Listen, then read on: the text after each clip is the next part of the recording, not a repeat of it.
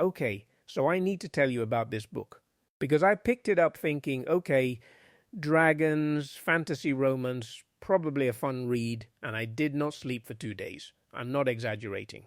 I finished it at Thram with my heart pounding and immediately texted 3 people going, "Have you read this?"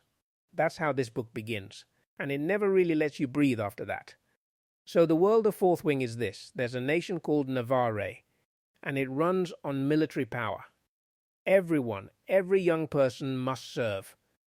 And within that military, there are different paths you can take. Scribes, infantry, healers, and then there's the Rider Quadrant. Dragon riders, the elite, the terrifying, the ones who go to war on the backs of ancient creatures that could kill them before breakfast just for looking at them wrong. Our girl, Violet Sorrengail, was never supposed to be a dragon rider.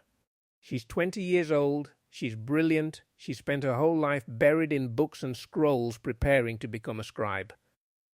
And that wasn't a backup plan, that was the dream.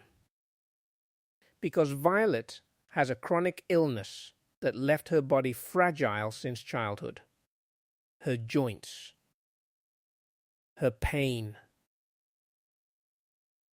the way her body just doesn't cooperate the way other people's do.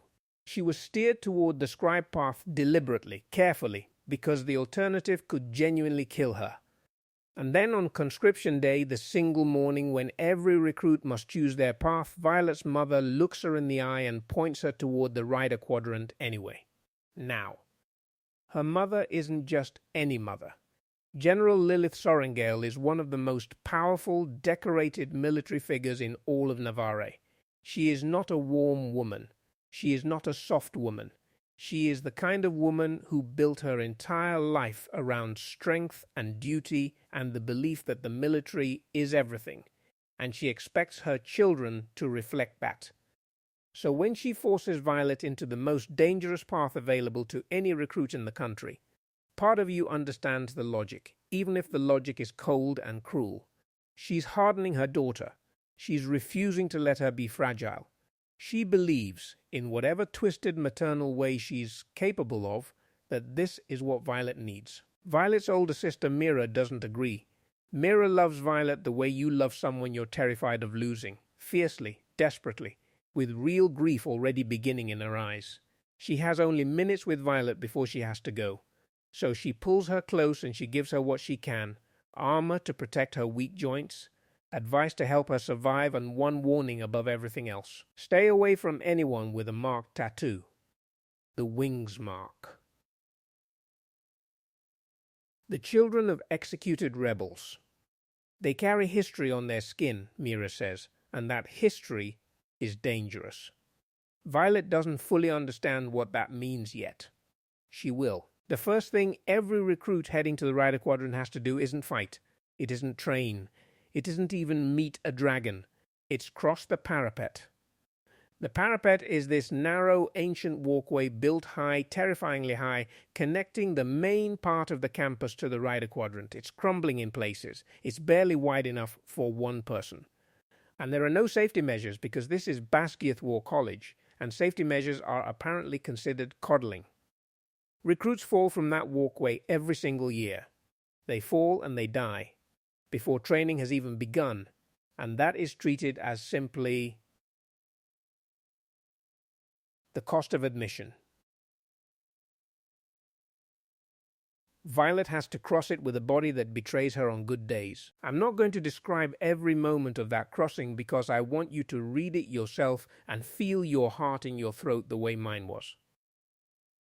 But she makes it. Barely. And when she gets to the other side, she's shaking and she's bleeding, and she's already made it further than anyone expected. Which, by the way, becomes the running theme of her entire life in this story. On the other side, she finds 2 people who matter. The first is Dain Aitos, childhood friend. Warm eyes, familiar face, a kind of comfort she hasn't felt all day. He's a squad leader now, a 3rd year, and the moment he sees her something protective lights up in him. He wants to keep her safe. He will spend a lot of this story trying to keep her safe. And I want you to hold on to that, the trying part, because there's a difference between keeping someone safe and keeping someone small, and this book knows that difference intimately. The second person she meets is Xaden Ryerson, and I need you to understand, when I tell you this man walks into the story like a storm, I mean that literally and emotionally. He's a third-year rider. He is feared by basically everyone at Basgiath. He is tall, he is cold, he is built like someone who has been training to survive since before he could read, and his arms are covered in tattoos. That Wingsmark mirror warned her about. The mark of the rebels. His father was the leader of the rebellion against Navarre. Violet's mother is the general who had his father executed. So when Xaden looks at Violet, he doesn't see a fragile girl who didn't want to be here. He sees a symbol of everything that destroyed his world, and the hostility is immediate, and it is real, and there is history between their families that neither of them chose, but both of them carry. Violet has made her most dangerous enemy before she has attended a single class.